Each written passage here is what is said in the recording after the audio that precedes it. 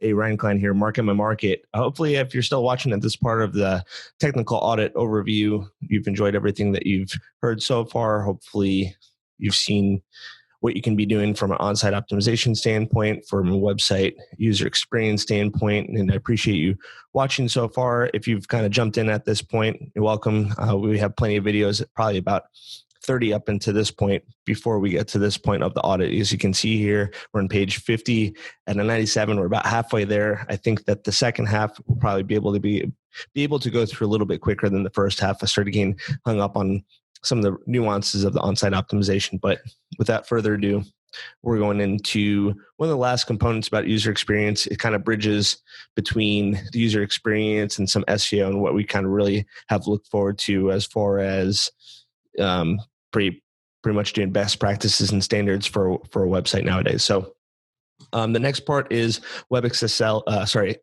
accessibility audit.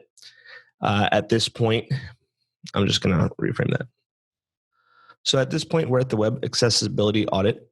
This pretty much has a lot to do with the ADA, or Americans with Disabilities Act. Before COVID-19, we were doing a big push of this. Some things kind of go on the back burner. We're going to be probably hitting it again this upcoming summer of 2020. But it's pretty much just making sure your website is set up properly so people that are blind or visually impaired, maybe want to have any other disabilities that might inhibit them from using their website.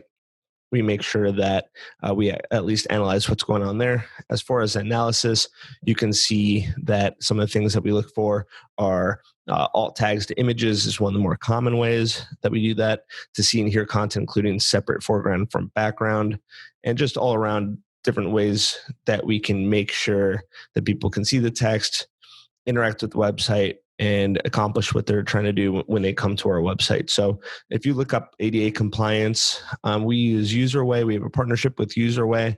They'll be able to do an audit, I believe, for free before it gets in depth, and then it costs money. So we definitely do have ADA compliance as a part of our website audit.